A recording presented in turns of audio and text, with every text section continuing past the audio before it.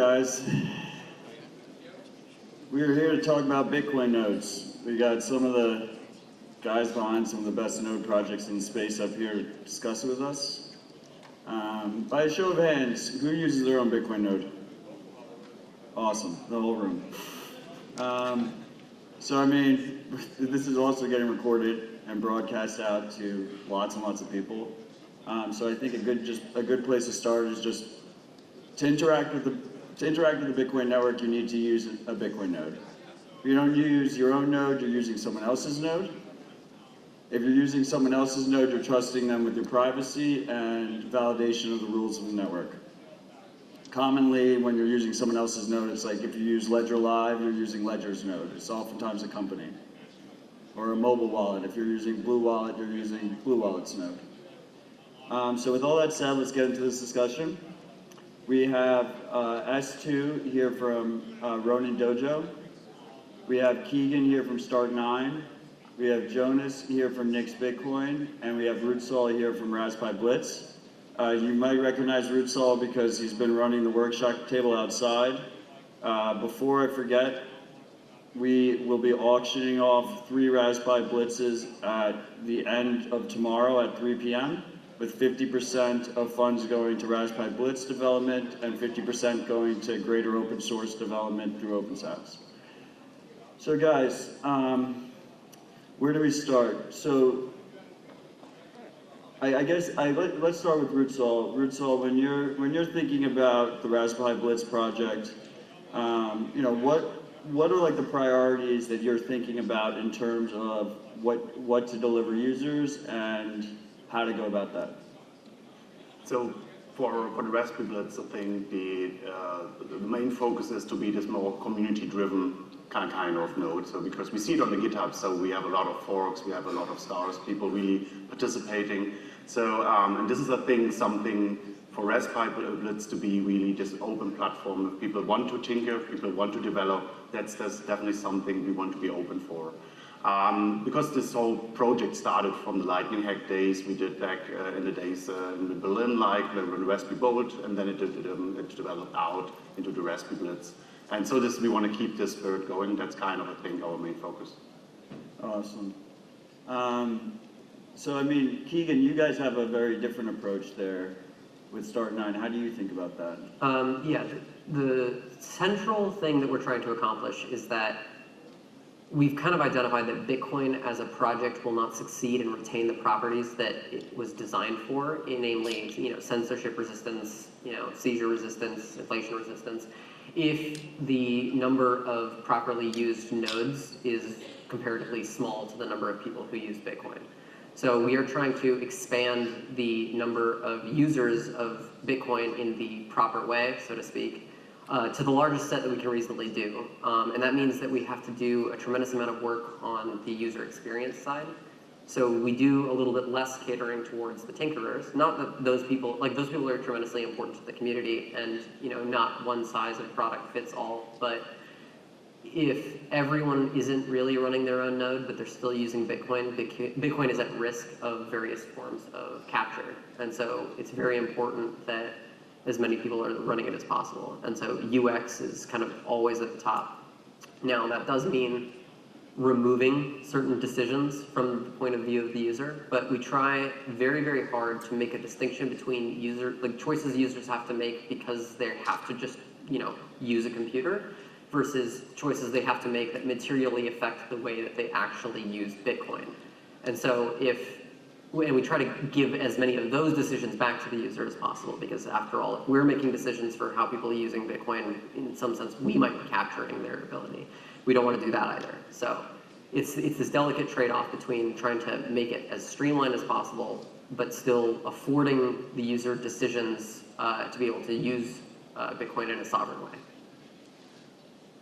Makes a lot of sense. I mean, I think it's pretty cool that, you know, we do have 4 of the major node projects up here, and you guys have, you all take completely different trade-off balances, I feel like. So Jonas, when you're talking about Nix Bitcoin, like, how do you relate to what these two guys just said? Yeah, I would say we're yet on another end of the spectrum, because we mostly cater towards tinkering. Our main focus, emphasis is security, privacy, and customizability. The trade-off for doing that is that Nix Bitcoin has kind of a steep learning curve and doesn't have a graphical user interface, for example, for most of the things that it does. But I call this is the most low time preference node choice, because in the beginning you need to invest a lot of time. It depends on how you use it, but you need to invest some time to get up to speed with it. But then you will reap the results, which I really think are a superior privacy and security on the system. Yeah, I mean, there is a bit of a steep learning curve there, but you guys are definitely a unique project in the space. It's definitely really appreciated how much focus there is on security and reproducibility. So, I mean, S2, you're kind of, I feel like you're kind of in the middle. So Raspberry Blitz, I guess actually Raspberry Blitz is doing a similar thing. So Start9, the main users of Start9 are actually buying devices directly from you, Keagan, right? Yeah, that's correct. We sell like an integrated product. Again, it's about streamlining the entire process, and there are people who are going to have Raspberry Pis that they can repurpose and you know, install software to, and that's perfectly fine. But there's like an entire category of users that don't even want to do that. And in my mind, like, we have 100 million Bitcoin users today. Like, you know, not even all of those use or like have their own keys, which is, you know, itself a problem. Not one that we're directly setting out to solve at the moment. But then there's another category of users that may have their own keys but don't use their own nodes. And we're really just trying to say, like, how can we make it such that we have as few people who are using Bitcoin at an arm's length distance as possible? How can we close the gap between people who are using Bitcoin as a like unit of account, so to speak, all the way to using Bitcoin in its intended design with the properties that make Bitcoin special. But would you say like 90% or something of Embassy users are using the pre-builds? Or? Yeah, I'd say most of them. We don't really have a way to track those metrics, right, because anybody who builds from, like, we don't build any sort of analytics data for privacy and like I'm just saying sovereignty reasons. Right? Like the. Yeah, I mean, like gut instinct is, yeah, like the vast majority of them are purchasing it. Because the reason I'm going into that is, so like with S2, with Ronin Dojo was primarily a build your own project, open source project. Yeah, with no layer of monetization, and recently you started selling pre-builds. Right. We kind of saw both ends, that people want to maybe customize and build their own node, or they want the convenience. So we want to kind of offer all of it. But so you want to talk a little bit about like Ronin Dojo is a free open source project. Yep. But you want to be sustainable. You don't want to be dependent on donations. Yeah. I mean, how do you give software away for free and keep a roof over your head, right? Right. And so we build products and services around it. You know, essentially we have a focus on transactional privacy. So the node comes standard with Whirlpool. You know, so you can't be tracked as easily on chain. We really care about that, but we want people to be able to either buy a Raspberry Pi and build one, whether they want to use the command line interface, or if they want to buy a pre-built node and just have it be plug and play. You know, we know that there's people who are hungry across this spectrum of nodes and node offerings. Yep. I think the support feature is pretty cool. You want to go into that a little bit? Or? Yeah, we have a premium support model, so we'll like walk people through. If people need to know how to manage their UTXOs or use Bitcoin privately, and they don't want to be tracked or surveilled, we're happy to provide premium support, and that's just another service we can build around the product so that we can, you know, monetize and continue to give the software away for free. Rootzoll, how do you feel about monetization? I mean, because you guys sell pre-builds too. Does that go to directly fund development? Is it a similar strategy, or is it? Yeah, basically that's the one way how we can refinance a little bit like the cost for development, and it's also a nice way for people to support the project. Like, okay, I buy a pre-built node at the shop. It's a good way to kind of support the whole kind of development. Awesome. So I mean, this question is not necessarily directed at anyone specifically. I guess, I mean, since I have all four of you on stage, like, do any of you have any concerns about maybe one node project becoming the predominant node project, and how do you think about that? I mean, whoever wants to jump in here. I think the more easy it is to migrate between them, the less important that it is that it's like that there isn't a dominant one at any given time, right? Like what you don't want is a situation where there's a dominant node product and they lock you in super hard to their ecosystem, because that is a means of exerting control that very similar to the way that we see in like Web 2, so to speak, or like the big walled gardens of the giant internet companies.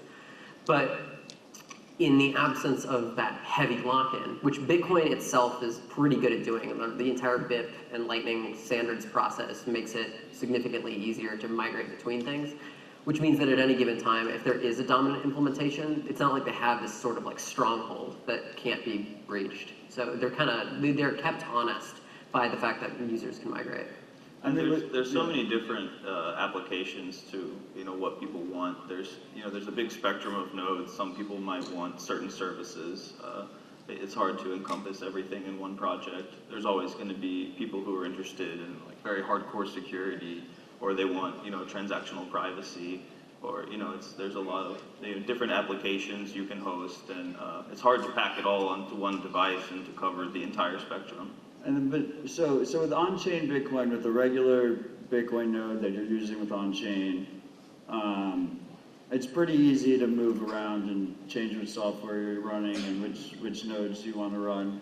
But a lot of people now, like one of the main reasons they use who here runs a Lightning node, uses a Lightning node? Okay, so all of these people, there's a degree of lock-in with Lightning channels, right? Like, how do you guys think there should be like some kind of standardization in terms of like porting those like that Lightning database without like corrupting your state and getting the penalized transaction and losing funds? Should that be a priority in this space, like for easy migration in that regard? Because I would say that's probably the #1 lock-in, especially if we like enter like a sustained high fee environment, and next thing you know, like fees are 120 sats per byte or something. It would be very expensive to close channels and then reopen somewhere else. So I feel like it makes it like kind of resistant. Jonas, do you have an opinion on this? I think this is a good point. In the Nix Bitcoin case, it is definitely possible to do all this migration, but it's a very manual process that can also go wrong in horrible ways. Because it's Lightning, and Lightning is very stateful, and yeah, you know the problems with this. So I think this is one of the things that are part of the migration, but there are of course also other things, I would think, like all the interfaces. How have you set up your node in terms of options, right? Every node project has a different interface, and all of this, I don't really think this is portable, really, like something you could easily do in 5 minutes, because this would just, having a standard on this would just hold back innovation in this space. Because I think it's a lost cause. I think this part seems to be a lost cause to me, at least. I think there's two questions here that you're asking. Right. There's the migratability between the node projects, and then there's actually the migratability between different Lightning implementations. Yeah, that's even. If you want to move from LND on the Embassy to LND on Ronin Dojo, or to LND on Raspberry Blitz or Nix Bitcoin, you're not really having to do any serious Lightning channel migrations, because the data format is ultimately the same. It's really, can we shuffle data from point A to point B? And like, you probably don't need a standards process for that. You just need to have relatively stable locations that these things need to be in. And never turn on the old node again. Right, and so yeah, like Lightning itself has its own problems with respect to how stable it is in the presence of multiple nodes. But even like just cloning your hard drive and trying to set up a second one, it's going to run you into that problem as well. And then there's the second question that you're asking, which is migrations between different Lightning implementations. So LND, SQLightning, Eclair, anything else that pops up. Yeah.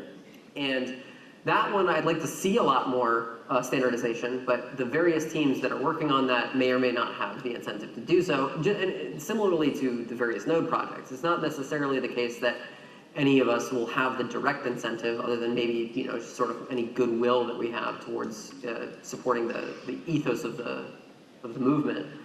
But it's also, it's very tricky with Lightning, because so many things can go wrong, because of the very delicate game theory and punishment schemes that keep the Lightning incentives honest, and the sort of very few tools that we used to make that happen, which is why we have Lightning at all right now. Because of that delicacy, it is difficult to make it such that people can't screw it up. Right. And as a result, I think a lot of the node implementations, and when I say node, I mean like LNDC, Lightning, et cetera, haven't really given it a lot of effort, because, you know, there's a lot of ways to screw it up. People shouldn't be doing it anyway, so why commit effort to it?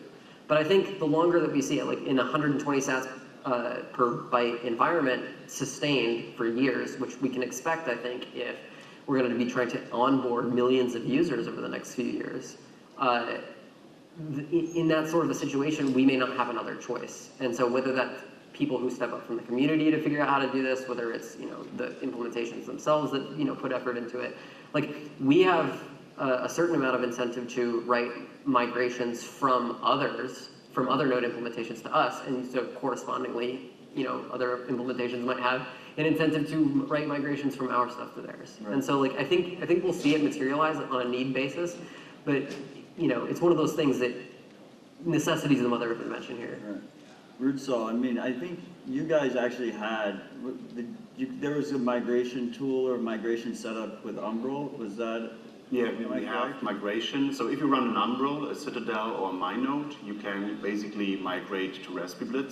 It will only take your kind of blockchain and the LND funds and channels. If you use any other apps on those node projects, this data will not get. And that's LND to LND, right? You're not, yeah, it's LND to LND. The good thing is the Raspberry Blitz itself has also C Lightning, so you have both there. So the other kind of all have just LND, so that's easy to kind of get over. And another thing is, you know, just even migrating the main chain data, not just having to do the IBD again and download 450 gigs of blockchain. Right. You know, it's great to be able to switch between nodes and just, you know, you already have your blockchain data. And yeah, I think we all have an incentive to help the users switch between easily. Out of all 4 node projects here, Start9 is the only one that offers users the ability to run non-Bitcoin apps on the node. And like jumping off of what Rootzoll was mentioning about obviously not being able to migrate from apps that don't exist on Raspberry Blitz, how do you think about that in terms of both,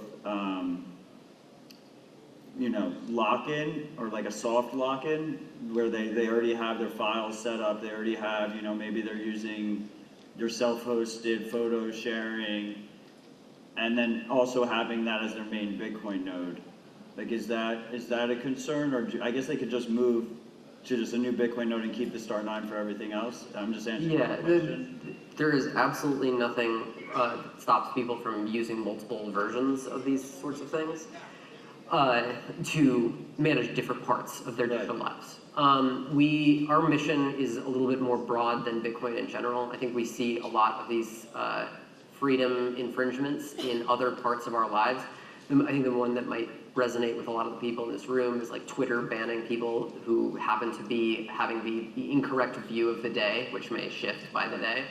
And so you might have like competing projects like Mastodon, which have been around for a while, but they just haven't experienced wide deployments because, you know, we have not put the effort into having a peer-to-peer deployment that is made easy for people. And so we want to be able to bring that to as many aspects of people's digital lives as possible, and Bitcoin is one section of it. But, you know, there's absolutely nothing that stops someone from like running, you know, 2 different node implementations, and, you know, the Start9 Embassy one being for their non-Bitcoin stuff, and, you know, their whatever other implementation that they're using for their Bitcoin stuff. Right. So I wouldn't necessarily say that it's like soft lock-in on a like cross app basis. Right. You might have some soft lock-in in the sense that if, you know, you are running an app that one of the other implementations doesn't have, then that is a lock-in of sorts, but we generally take the position that any application that is on our node has to be open source, right? It doesn't necessarily have to be FOSS, but it needs to have the source absolutely available, and that is what helps people be able to actually break those lock-ins, right? It's because they know the data formats. They can be like, okay, let me go scrape this out and move it over. Would you even frame Star9 as a Bitcoin node, or is it's like a self-hosting everything It is, with Bitcoin? It's a personal private server, and we named it the Embassy not on a whim. We kind of think about it as sovereign territory in foreign land, right? Where the internet is this kind of like Wild West, and this is kind of like your castle, your embassy, your location that you have sovereign control over, even though sort of outside of the walls it may not be as safe. Right. So, I mean, part of the reason why this idea of lock-in with nodes, I think most of you would agree with me, is a concern that maybe one of the node projects becomes malicious or non-aligned with users, or starts releasing, like the fork wars we had, right, where they maybe, we didn't have these node projects at the time. Most people were just running Bitcoin Core on their computer themselves. If one of the major node implementations was pro SegWit 2x and they sent out an update to everybody and switched them towards that, that could obviously become a major issue.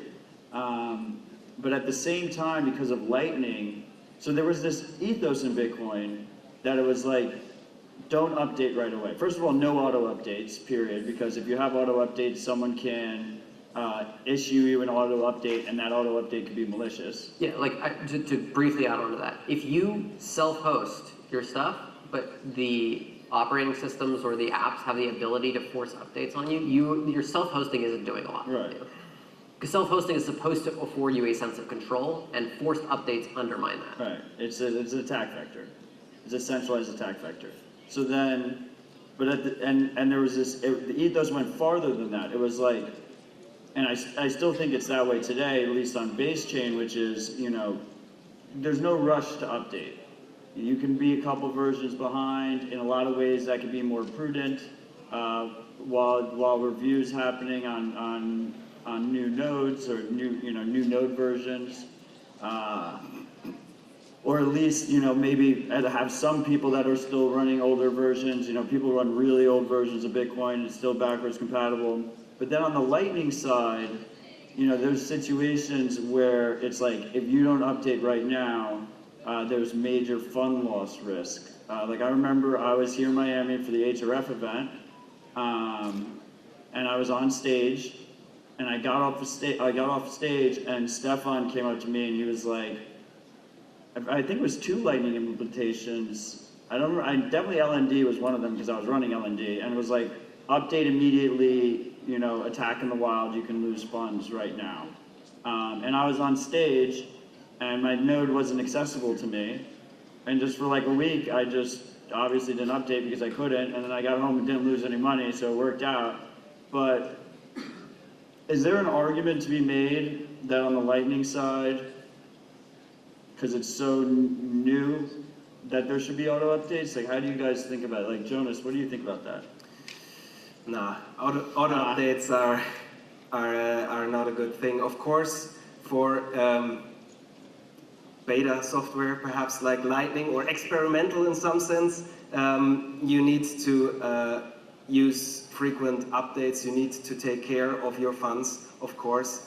Running a node isn't easy today. It will take some time until it will be easy. And one of the parts that make it hard is that you need to keep up to date with updating your software as well. And back to the Bitcoin code, even in that case, I wouldn't be so sure whether it makes sense to run old Bitcoin versions, because you never know if a new Bitcoin version has some kind of hidden bug fix.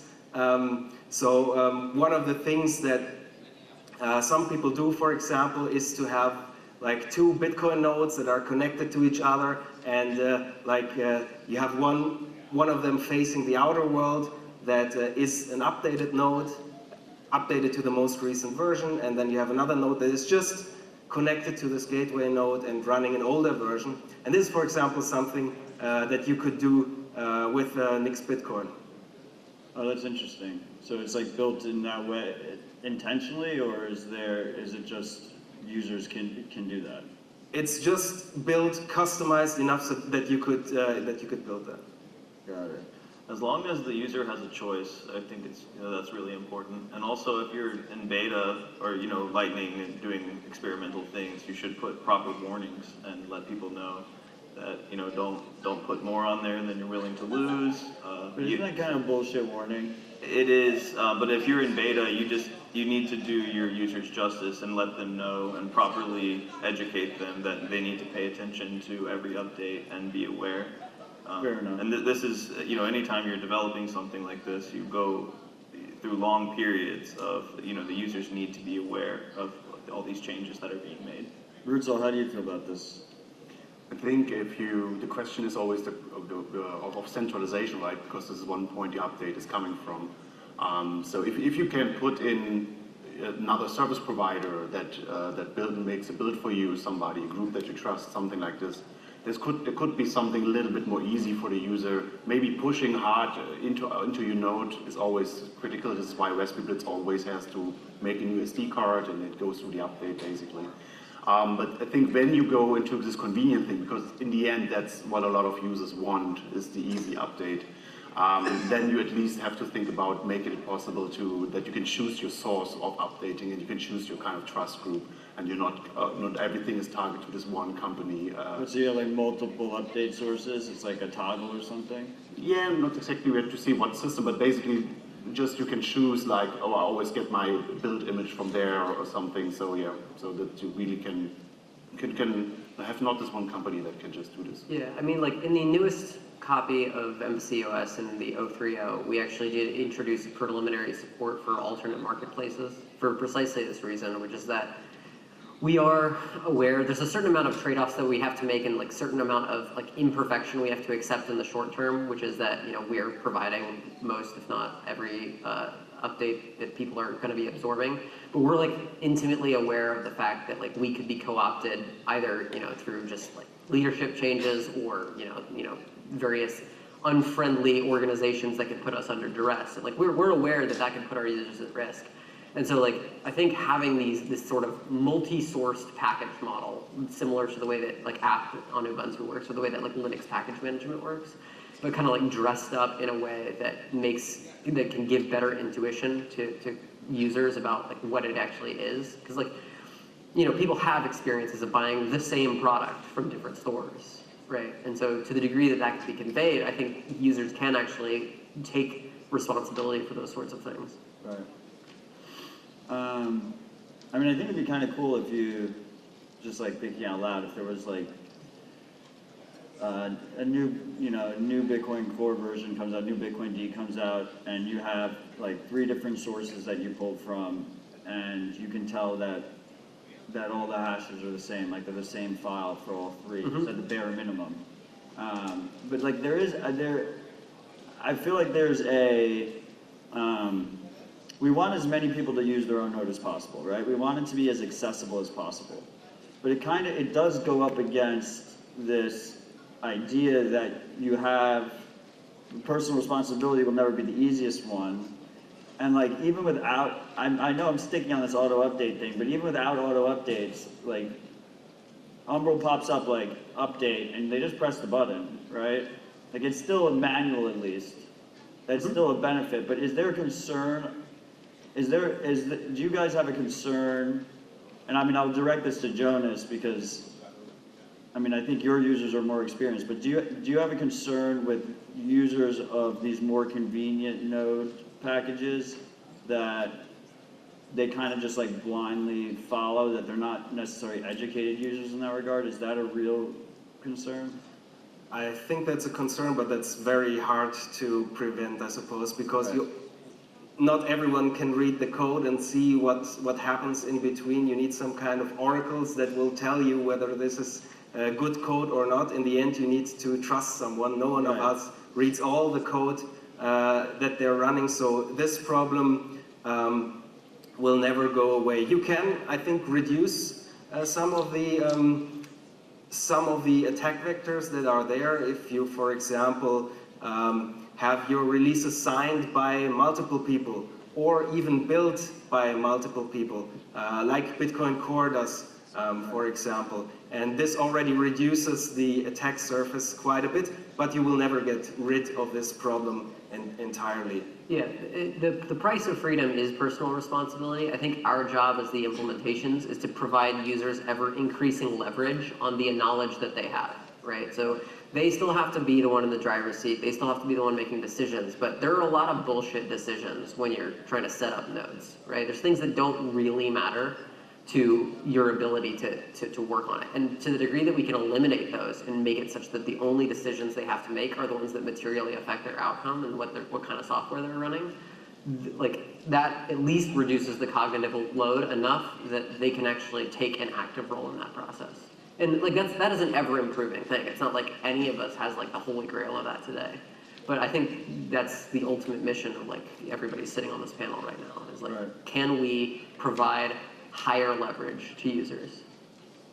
I think that's really well put. I mean, because everything will always have trade-offs. So you can eliminate trade-offs. It's just different trade-off balances that you come to terms with. And every once in a while, you can push the frontier further, right? It's like not every trade-off is like neutral with respect to value. Right. But like, you know, you want to give them the entire trade-off curve if you can, and then, you know, when you can get these sort of free wins and push that frontier forward, just you fucking do it. So, I mean, we still have a little bit of time left. I'm curious. I mean, you guys are just heads down, really focused on this. I guess I'll start with Rootzoll. Like Rootzoll, when you think about the evolving node space, because I feel like if you're a relatively new Bitcoin user, you might be under this impression that there's always been all of these independent node teams trying to take different trade-off balances and make using your own node more convenient. But it's a relatively recent phenomenon. It's like the last 3 years it's really blossomed. And for this panel, I tried to get as many of the node teams as possible. And when you start to think about it, it's like maybe there's like 7 or 8 like major ones. But fortunately, we got these four legends over here. So Rootzoll, when you think about like this evolving node space, what do you like? What's your biggest concern? Like, what keeps you up at night? Yeah, so you can see we have this one very dominant node distribution out there. And that would not be it would not be the problem if it would be free and open source, because then if it comes to dominant and people don't like it, they can always fork off, and then you can have multiple competing projects and you choose which one you go.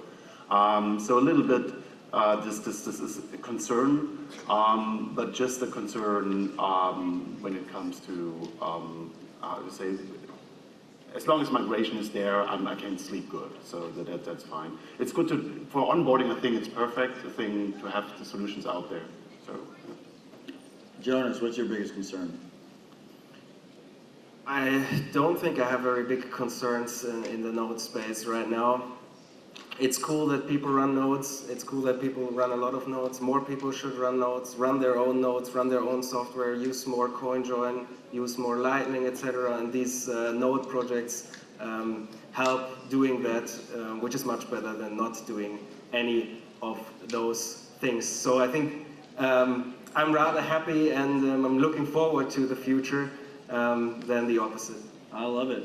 Jonas isn't concerned now. Now I feel better about it. Keagan, biggest concern? See, I am concerned, but it's my job to be concerned.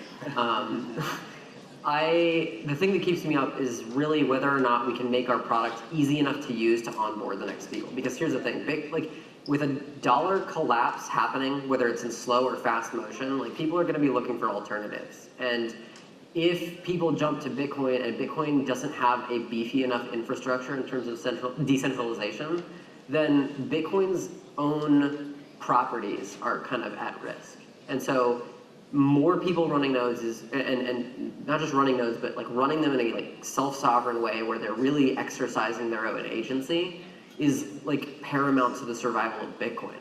And if we don't find a way to make it easy enough, or if we find, or in the effort to make it easy enough, we rob users of too many important choices, then like this whole movement doesn't really work the way that it's supposed to. So like every day when I wake up, I'm like, okay, what is too hard? And how can we make it easier? That doesn't like fundamentally remove the user from the driver's seat. That's too, biggest concern. I mean, I would basically bounce off of that. I'm just concerned that convenience, there's going to be too many sacrifices made. And, while we want it to be easy and abstract things away, we also want to make sure that users are properly educated and have, know that the choices that they're making have certain consequences.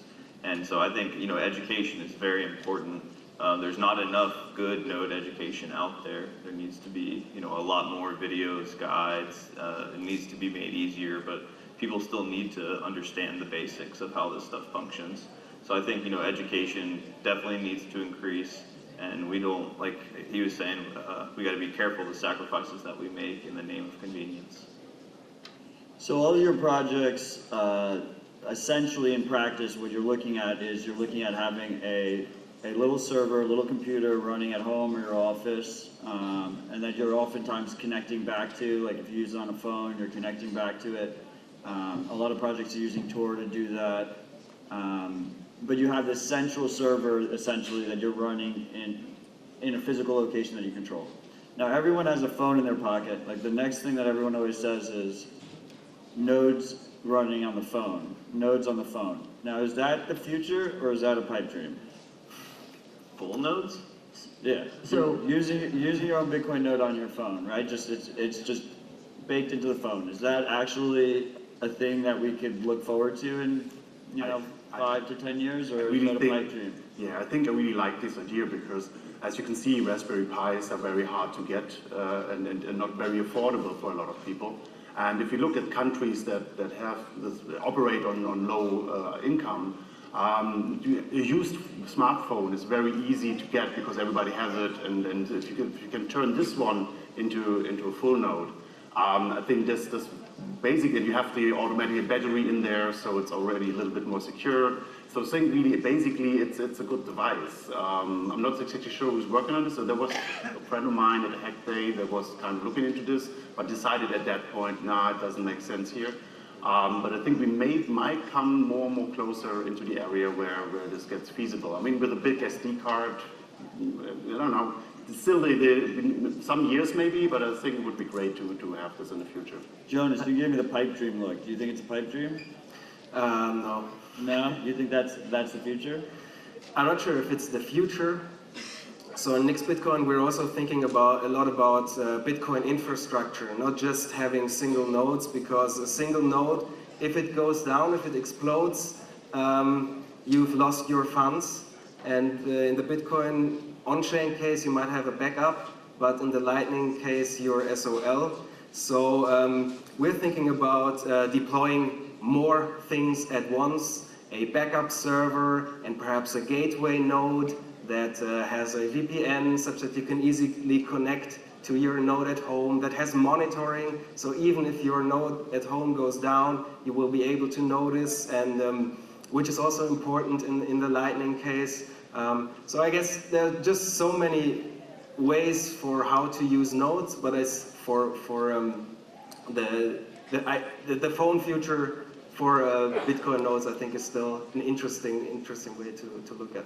I think phones for layer 1 type stuff is significantly more viable than it is for layer 2. And the reason for that is that when you go offline for significant periods of time, you can catch up with the rest of the network. But the way that pretty much every layer 2 protocol is designed requires a certain aliveness to it. In fact, when we were originally trying to put the first version of the embassy together, we were trying to narrow down what the essential characteristics that were needed.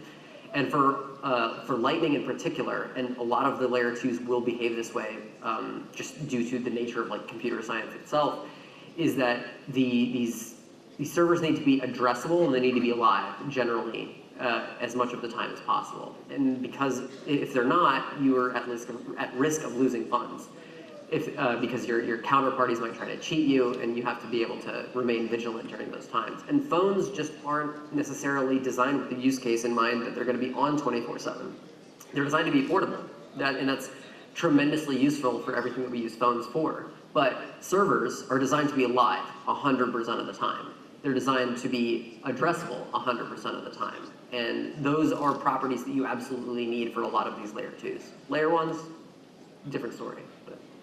Awesome. Yeah, for layer 2, phones definitely a bit of a pipe dream, or at least there need to be a lot of work done, and it need to be a very special setup. Well, you could have like watchtowers or some Yeah, like it would. plus minimize third-party service or running on a VPS or something like that. You could, yeah.